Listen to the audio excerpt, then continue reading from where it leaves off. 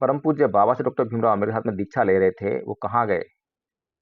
उनमें से अधिकांश तो वापस ही हो गई। जहां से आए थे वहीं, जिस नरक से आए थे वहीं पर चले गए।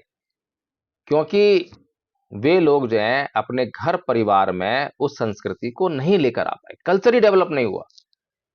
केवल प्रतीकात्मक परिवर्तन हुआ था दीक्षा कार्यक्रम में कि हम आज से छोड़ रहे हैं, आज से अपना रहे हैं। ये छोड़ना अपनाना कोई कपड़े बदलना थोड़ा ना है कि पहले कल कोई कपड़ा पहना था, उसको आज हमने उतार दिया और दूसरा कपड़ा धारण कर लिया। अगर ऐसा होता तो काम बहुत आसान हो गया होता। लेकिन नमो साथियों, सबसे पहले तो आपको सांस्कृतिक परिवर्तन दिवस, जिसे अभी आप लोग जो है मनुस्मृति दहन दिवस के रूप में जानते हैं, उसकी बहुत बहुत हार्दिक मंगल कामनाएं। और 21 दिसंबर को धम्मपद संघ ने बहुत ही अच्छी तरीके से सांस्कृतिक परिवर्तन दिवस मनाया। और इस सांस्कृतिक परिवर्तन दिवस कार्यक्रम में धम्मपद संघ ने अपने पिछले 3 सालों का ब्यौरा दिया कि धम्मपद संघ ने क्या प्रगति की है और जो प्रगति की है वो समाज के लिए कितनी महत्वपूर्ण है। समाज को यह कार्यक्रम बहुत पसंद आया, बहुत अच्छी अच्छी टिप्पणियां आई। बहुत से लोगों ने यह भी कहा कि ऐसा कार्यक्रम हमने पहली बार देखा है। निसंदेह इस प्रकार की टिप्पणी जो है हमारे लिए बहुत उत्साहवर्धक है और हमें इस बात के लिए उत्साह देती है और इस बात की जानकारी देती है कि निसंदेह धम्मपद संघ जो कार्य कर रहा है वह कार्य अब तक शायद भारत के इतिहास में नहीं हुआ। अभी तक परम पूज्य बाबा साहेब डॉक्टर भीमराव अंबेडकर के द्वारा 14 अक्टूबर सन 1956 को धर्म परिवर्तन करने के बाद जिस प्रकार से 70 सालों में जो धर्म प्रचार के लिए कार्य हुआ, अगर उसकी प्रगति की बात करें तो 1956 के बाद जो जनगणना हुई 1960 में, उस समय तक भारत में केवल 60 लाख बौद्ध थे। उसके बाद आज की स्थिति में अगर उसकी तुलना करें, आज की स्थिति से उसकी जांच करें, तो आज की डेट में 1 करोड़ से कम बौद्ध हैं। 1 करोड़ का आंकड़ा जो है अभी तक भारत में बौद्ध धर्म ने नहीं छुआ है। ये वही भारत भूमि है जो किसी समय 12वीं शताब्दी तक बौद्ध धर्म से लबालब थी। बौद्ध धर्म केवल आज का जो भारत का नक्शा है वहीं तक सीमित नहीं थी, बल्कि यहाँ से अगर हम पाकिस्तान, अफगानिस्तान, उसके आगे ईरान तक जो है इसकी सीमाएं फैली हुई थी। बहुत भारी संख्या में बौद्ध अनुयायी और बौद्ध भिक्षु पाए जाते थे। इसका प्रमाण अफगानिस्तान अफगानिस्तान की बामियान की धरती, जिस पर भगवान बुद्ध की बहुत विशाल मूर्तियां मिली, जिन्हें अभी जब तालिबान ने जब अफगानिस्तान पर कब्जा किया तो कब्जा करने के बाद इन मूर्तियों को तोड़ने का काम किया और ये बात पूरी दुनिया में हाईलाइट हुई। पूरी दुनिया को इस बात का पता चला कि बौद्ध धर्म जो है उसकी जड़ें कहाँ तक फैली हुई थी। भगवान बुद्ध की मूर्ति अफगानिस्तान में कैसे आई? अफगानिस्तान जो आज पूरी तरह से एक मुस्लिम देश है, जहां पर हिंदू लोग या बौद्ध लोग आपको ना के बराबर देखने को और सुनने को मिलेंगे, तो इतने कम लोग जो है वहां पर इतनी बड़ी बड़ी मूर्तियां चट्टानों काट कर नहीं बना सकते हैं, ये साफ जाहिर है। दूसरा तथ्य है कि इस्लाम धर्म का जो प्रादुर्भाव है वो 6ठी शताब्दी के बाद हुआ, उससे पहले उसका कहीं पर कोई नामो निशान नहीं है। जबकि भगवान बुद्ध का धम्म आज से 2600 साल पहले उसकी स्थापना हुई। तो इसलिए ये तथ्य जगजाहिर है कि पूरे जम्मू द्वीप पर और जम्मू द्वीप के बाहर बहुत दूर दूर तक बौद्ध धर्म की जड़ें फैली हुई थी। इसीलिए जब हम ये आंकड़ा देखते हैं कि 1960 में 60 लाख बौद्ध और आज की डेट में 1 करोड़ से कम बौद्ध, तो बाबा साहेब डॉक्टर भीमराव अंबेडकर का वो कथन बरबस याद आ जाता है जब उन्होंने 18 मार्च 1956 को आगरा की भूमि से रोते हुए कहा था कि मैं इस कारवां को बहुत दुख मुसीबतें झेलकर यहां तक लेकर आया हूं। मेरा मेरे अनुयायियों से कहना है कि अगर इस कारवां को वो आगे ना लेके जा सकें तो उसको वहीं छोड़ दें, उसको पीछे भी ना जाने दें। ये बात बाबा साहेब ने क्यों कही, इस बात को हमें आसानी से समझ लेना चाहिए, क्योंकि परम पूज्य बाबा साहेब डॉक्टर भीमराव अंबेडकर को अपने ही समय में इस बात का आभास हो गया था कि उनके अतिरिक्त अन्य जो लोग हैं वो अपने निजी स्वार्थों की पूर्ति में लगे हुए हैं, समाज से कोई लेना देना नहीं है। हर एक व्यक्ति अवसर की तलाश कर रहा है, हर एक व्यक्ति अपने आप को संपन्न करने में लगा हुआ है। 16 लोगों को बाबा साहेब ने विदेश पढ़ने के लिए भेजा, उनमें से एक भी व्यक्ति जो है समाज के लिए उस तरह से काम नहीं कर पाया जिस तरह से बाबा साहेब चाहते थे। उसके बाद राजनीति की शुरुआत हुई और राजनीतिक चमचे, दलाल ये समाज में बहुत बड़ी मात्रा में पैदा हुए। जिस व्यक्ति को भी राजनीति में मौका मिला उसने समाज से गद्दारी करने में कोई चूक नहीं की और समाज से गद्दारी करके अपने आप को राजनीतिक और आर्थिक रूप से संपन्न किया। तो इसीलिए बाबा साहेब डॉक्टर भीमराव अंबेडकर अपने ही समय में ये सब कुछ देख रहे थे और बहुत दुखी थे, व्यथित थे। दुखी और व्यथित इसलिए थे क्योंकि परम पूज्य बाबा साहेब डॉक्टर भीमराव अंबेडकर ने इस कारवां को यहां तक लाने के लिए, यानी कि ये समाज जो मनुवाद के चुंगल में बहुत बुरी तरह से फंसा हुआ था, उसको वहां से निकालने के लिए बहुत बड़ा संघर्ष किया।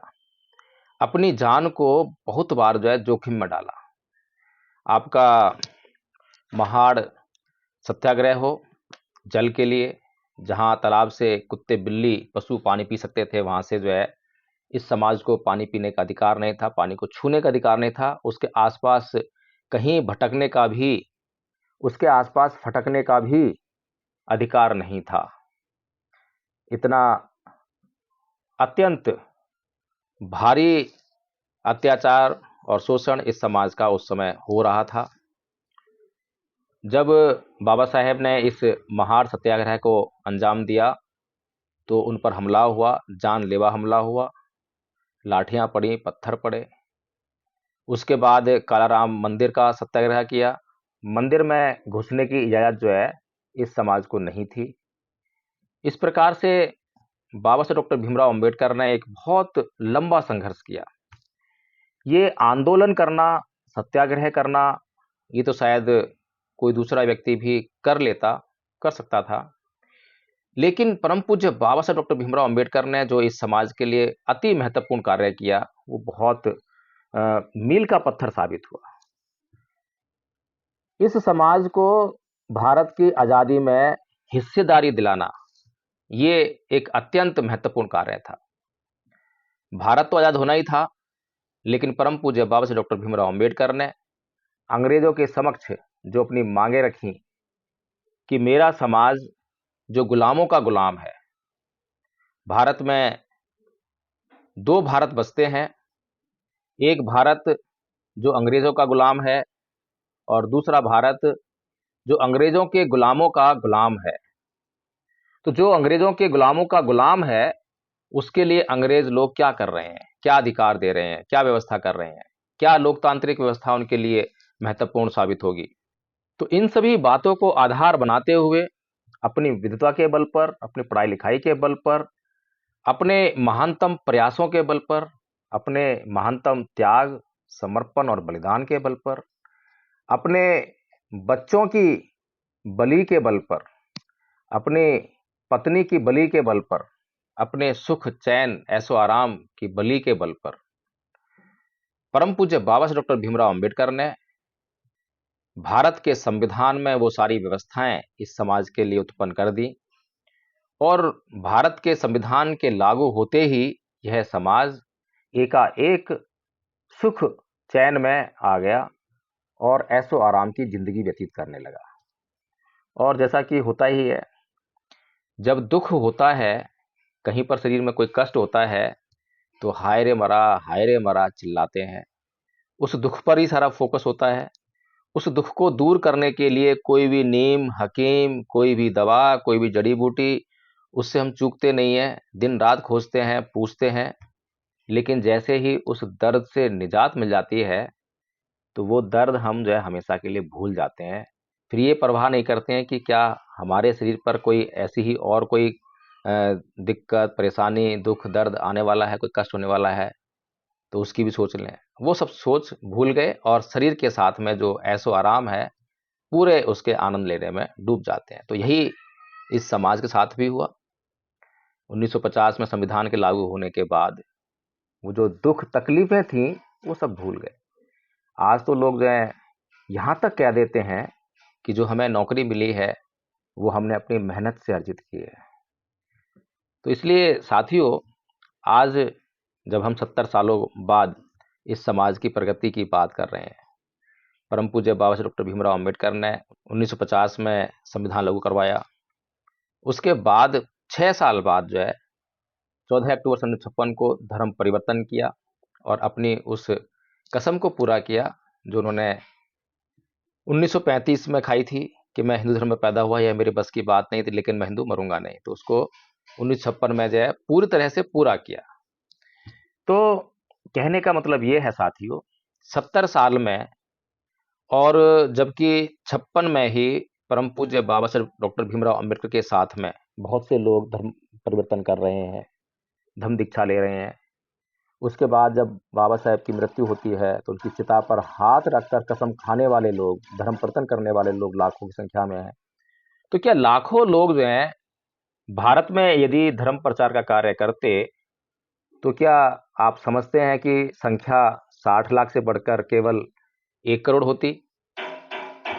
तो इसीलिए धम्मपद संघ ने जो है इस पर बहुत चिंतन किया, विचार किया और खोज की, रिसर्च की, पता लगाया कि भाई आखिर समस्या क्या है, ये भारत में धम्म का प्रचार क्यों नहीं हो पा रहा है। इतनी अच्छी व्यवस्था है धम्म की, जो है ये इतनी गुणकारी व्यवस्था है, एक दवा है लोगों के दुख दर्द को दूर करने की, तो आखिर ये बढ़ क्यों नहीं रहा है। तो धम्मपद संघ को पता लगा कि जो 1 करोड़ बौद्ध हम जो कह रहे हैं, वो 1 करोड़ बौद्ध जो है प्रतीकात्मक बौद्ध हैं। देखने में लगता है कि वो बौद्ध हैं, जैसे हमें देखने में लगता है कोई हिंदू है, देखने में लगता है कोई मुस्लिम है, देखने में लगता है कोई ईसाई है, उसके पहनावे से, उसके मंदिर, मस्जिद या चर्च में जाने से पहचान होती है कि हाँ वो जो है ईसाई है, मुस्लिम है, हिंदू है। लेकिन अगर किसी भी हिंदू से, किसी भी मुसलमान से, किसी भी ईसाई से ये पूछ लें कि भाई क्या आपने अपने धर्म ग्रंथ का अध्ययन किया है, तो वहां पर नीलबट्टा सन्नाटा। अब ऐसी ही कहानी जो है बौद्ध धर्म के साथ भी हो रही है भारत में। बौद्ध धर्म अनुयायी भी ऐसा सोच रहे हैं कि इसी प्रकार से बस जो है धर्म परिवर्तन होगा। हम लोगों को समझाएंगे कि हिंदू धर्म कितना बुरा है, बौद्ध धर्म कितना अच्छा है, बौद्ध धर्म के नारे लगाएंगे, बौद्ध धर्म के बड़े बड़े उत्सव मनाएंगे, बड़े बड़े कार्यक्रम करेंगे, बड़ी बड़ी रैलियां करेंगे, तो बौद्ध धर्म जो है फैलने लगेगा। लेकिन बड़ा भ्रामक है। जो लाखों लोग परम पूज्य बाबा से डॉक्टर भीमराव अम्बेडकर हाथ में दीक्षा ले रहे थे, वो कहाँ गए? उनमें से अधिकांश तो वापसी हो गई। जहां से आए थे वहीं, जिस नरक से आए थे वहीं पर चले गए। क्योंकि वे लोग जो हैं अपने घर परिवार में उस संस्कृति को नहीं लेकर आ पाए, कल्चर ही डेवलप नहीं हुआ, केवल प्रतीकात्मक परिवर्तन हुआ था दीक्षा कार्यक्रम में कि हम आज से छोड़ रहे हैं, आज से अपना रहे हैं। ये छोड़ना अपनाना कोई कपड़े बदलना थोड़ा ना है कि पहले कल कोई कपड़ा पहना था, उसको आज हमने उतार दिया और दूसरा कपड़ा धारण कर लिया। अगर ऐसा होता तो काम बहुत आसान हो गया होता। लेकिन वो जो लाखों लोग थे, लाखों भी बौद्ध नहीं बने। क्योंकि जब हम, अगर एक उदाहरण लें, स्कूल जाते हैं, स्कूल में एडमिशन हो गया, अगर एडमिशन होने से ही हमें कोई डिग्री देने लग जाए, हमें सर्टिफिकेट मिलने लग जाए 10वीं का, 12वीं का, फिर ग्रेजुएशन का, पीएचडी का, टीचर की ट्रेनिंग के बजाय हमें सर्टिफिकेट मिल जाए कि हाँ अब आप जो है टीचर ट्रेनिंग में पास हो गए, और उन्हीं टीचरों की भर्ती जो है फिर स्कूलों में होने लग जाए, कॉलेजों में होने लग जाए, तो क्या वे टीचर्स जो हैं आगे स्टूडेंट्स को पढ़ा पाएंगे? क्या उनको भी फिर आगे टीचर बना पाएंगे, किसी काम में लेकर आ पाएंगे? तो यही हुआ, केवल रजिस्ट्रेशन भर हुआ कि हाँ लाखों लोगों ने अपने कपड़े बदल लिए हैं, धर्म बदल लिया है, लेकिन धर्म परिवर्तन नहीं हुआ। क्योंकि सांस्कृतिक परिवर्तन नहीं हुआ। उनके संस्कारों में अभी भी हिंदू धर्म ही समाया हुआ था। इसीलिए धम्पा संघ ने बड़े गौर से जांच की कि जितने भी बौद्ध हैं ये तो वास्तव में बौद्ध है ही नहीं। ये बड़ी खतरनाक स्थिति है। ये जो 1 करोड़ बौद्ध बोल रहे हैं, बहुत सारे इनमें जो सर्टिफिकेट लेके घूम रहे हैं, गैजेटेड बौद्ध हैं, लेकिन उनके स्वभाव में तो वही हिंदू धर्म बसा हुआ है, उनके रीति रिवाज परंपराओं में वही हिंदू धर्म बसा हुआ है। कुछ लोग जो हैं बड़े उत्साह के साथ कहते हैं कि साहब हमने तो अपने बच्चों की शादी जो है बौद्ध धर्म से की है। अरे भाई, शादी बौद्ध धर्म से करने से, अपने कार्यक्रम में भंते जी को बुला लेने से आप बौद्ध हो गए क्या? समझने वाली बात है। इसीलिए धम्पा संघ ने बहुत ही गहन अध्ययन किया और उसके बाद जो है ये समझ में आया कि बौद्धों को बौद्ध धर्म की जानकारी होनी चाहिए, पहली बात। उनका जो है सांस्कृतिक परिवर्तन होना चाहिए, कल्चरल ट्रांसफॉर्मेशन होना चाहिए। इसलिए धम्पा संघ ने यह कार्यक्रम शुरू किया और इसके लिए जो है 3 वर्ष का कोर्स बनाया। प्रथम वर्ष, द्वितीय वर्ष और तृतीय वर्ष। प्रथम वर्ष का कोर्स जो है हर एक साधारण बौद्ध के लिए, हर एक अम्बेडकरवादी के लिए अनिवार्य है। अगर कोई भी अम्बेडकरवादी, कोई भी बौद्ध इस कोर्स को कर लेता है तो सबसे पहले तो बात ये हो जाएगी कि वो बौद्ध धर्म की आधारभूत जो जानकारी है उसको हासिल कर लेगा। दूसरा ये अच्छा होने लगेगा कि वो जो है अपने जीवन में अब तक जिन दुख मुसीबतों को झेल रहा था उसमें कमी आने लग जाएगी। और धम्पा संघ ने करके दिखाया है। धम्पा संघ के बहुत सारे आचार्य जो है इस कोर्स को करने के बाद उन्होंने इसको, हमने किसी को नहीं कहा कि तुम इसको अप्लाई करो भाई अपनी लाइफ में, लेकिन लोगों ने जब उसको पढ़ा, जब पढ़ रहे हैं तो उसको जब अप्लाई किया तो अप्लाई करने के बाद जिंदगी बदलने लगी। एक आचार्य की नहीं बल्कि सभी आचार्यों की लगभग जो है यही कहानी है। आप लोग स्वयं धम्पा संघ से जुड़कर कभी भी जो है 3 टाइम गूगल मीट चलती है, सुबह दोपहर शाम, जुड़कर जो है किसी भी आचार्य से पूछिए कि भाई आपको क्या फायदा हुआ, क्या आपको भी जिंदगी में कोई बदलाव महसूस हुआ? तो इसलिए ये बदलाव जो है खाली दिखावे का नहीं है, केवल बताने का नहीं है, ये बदलाव जो है खुद से फील करने का है। तो इसीलिए जो है अब धम्पा संघ के जो कदम हैं बहुत तेज गति से बढ़ रहे हैं और अब जो है भारत के बहुत बड़े जन समुदाय ने धम्पा संघ की तरफ देखना शुरू कर दिया है, धम्पा संघ की तरफ अटेंशन देना शुरू कर दिया है। तो इसलिए साथियों, आपको जो है सांस्कृतिक परिवर्तन दिवस, जिसे मनुस्मृति दहन दिवस भी कहा जाता है, उसकी आपको बहुत बहुत हार्दिक बधाइयाँ। और मैं आपको ये सच्ची बधाइयाँ दे रहा हूँ क्योंकि यहाँ से जो है हम लोग सच्चे रूप में जो है सांस्कृतिक परिवर्तन करने जा रहे हैं। ऐसा सांस्कृतिक परिवर्तन जिससे वापसी उसी गटर में, उसी गंदगी में, उसी जहन्नुम में, उसी नरक में जाने के लिए आपके जो है सारे रास्ते बंद हो जाएंगे, यानी कि आप जो है चाहते हुए भी वहां नहीं जा पाएंगे। तो आपको जो है उस मुसीबत से भी छुटकारा मिल जाएगा।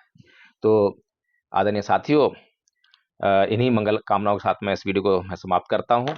और अगर यह वीडियो आपको अच्छा लगा है तो कमेंट में जरूर बताएं, खराब भी लगा है तो कमेंट में बताएं ताकि अगले वीडियो में सुधार किया जा सके। और इस वीडियो को लाइक शेयर करना बिल्कुल ना भूलें क्योंकि यह वीडियो जो है हर एक व्यक्ति तक पहुंचना बहुत जरूरी है। जय भीम, नमो साथियों।